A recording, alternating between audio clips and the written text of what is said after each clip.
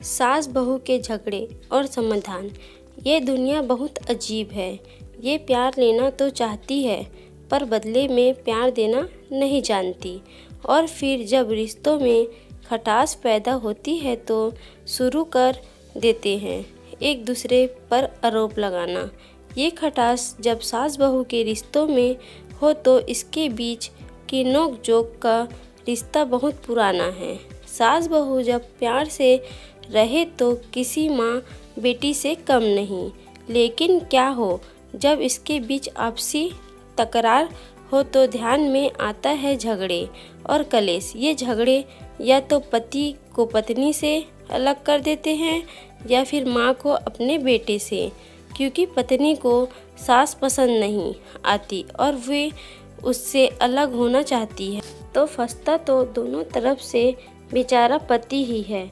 सास बहू के झगड़े के कुछ नोक झोंक इस कहानी में भी घटित हुई है, लेकिन साथ ही में इसका एक शानदार हल भी दिया गया है। उम्मीद है कि ये कहानी आपको पसंद आएगी। सास बहू के किस्से कहानियाँ।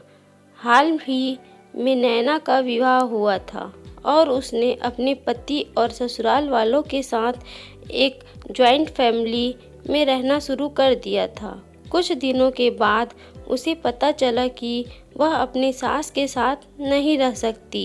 नैना की सास रूढ़िवादी थी, जबकि नैना आधुनिक जीवन शैली जीने वाली लड़की थी। जल्द ही उनके बीच झगड़े होने लगे। कई महीनों के बीत जाने के बाद भी दोनों में से कोई भी अपना व्यवहार बदल नहीं पाया। समय के साथ साथ नैना और ज़्यादा आक्रामक हो गई और उसे अपनी सास से नफरत होना शुरू हो गया। वह सोचने लगे कि कैसे अपनी सास से छुटकारा पाया जाए। एक बार हमेशा की तरह जब उसने अपनी सास से झगड़ा किया और उसके पति ने अपनी माँ का साइड लिया, तब नैना गुस्सा हो गई और अपने मैके चली गई। नैना के पिता एक केमिस्ट थे। उसने अपने पिता को पूरी बात बताई। उसने अपने पिता से कहा कि उसे कुछ जहर दे ताकि वह अपनी सास के खाने में मिलाकर उससे छुटकारा पा सके, नहीं तो वह अपने पति के घर वापस नहीं जाएगी। नैना के पिता को यह सब जानकर काफ़ी दुख हुआ और उन्होंने अपनी बेटी से कहा, अगर तुम अपनी सास को जहर देती हो तो तुम और मैं दोनों जेल जाएंगे। ऐसा करना ठीक नहीं है। लेकिन नैना सुनने और समझने के हालात में नहीं थी। आखिरकार उसके पिता ने कहा, ठीक है, जैसा तुम चाहती हो वैसा ही होगा, लेकिन मैं तुम्हें जेल में नहीं देखना चाहता। उसके पिता अंदर से पाउडर लाए और कहा, हर दिन जब तुम दोपहर का भोजन या रात का भोजन करते हो तो अपनी सास के खाने में इसे मिला देना। इससे धीरे धीरे कुछ महीनों में वो मर जाएगी और लोग सोचेंगे कि वह प्राकृतिक रूप से मरी है। उन्होंने यह भी कहा, क्योंकि किसी को भी तुम पर शक नहीं होना चाहिए, इसलिए आज से तुम अपनी सास के साथ नहीं लड़ोगी, बल्कि तुम उसकी देखभाल करोगी। भले ही वो कुछ भी कहे, तुम गुस्से से बात नहीं करोगी और हमेशा शांत रहोगी। नैना सहमत हो गई और अपने ससुराल वापस आ गई और अपने पिता की सलाह के अनुसार उसने अपनी सास के खाने में पाउडर मिक्स करना शुरू कर दिया और बड़े ही प्यार के साथ बात करना शुरू कर दिया।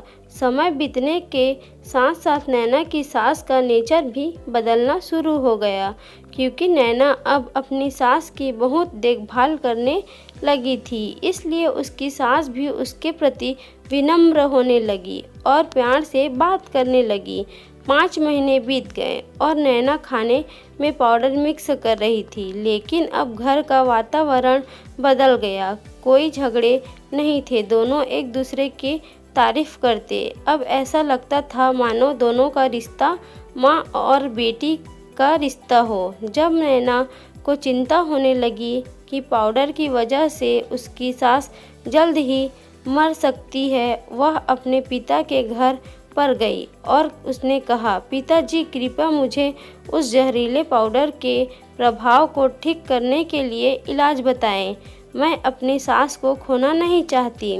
वह मेरी माँ की तरह है और मैं उससे अब बहुत प्यार करती हूँ। उसके पिता मुस्कुराए और कहा, कौन सा जहर? मैंने तुम्हें बस एक स्वीटनर दिया था।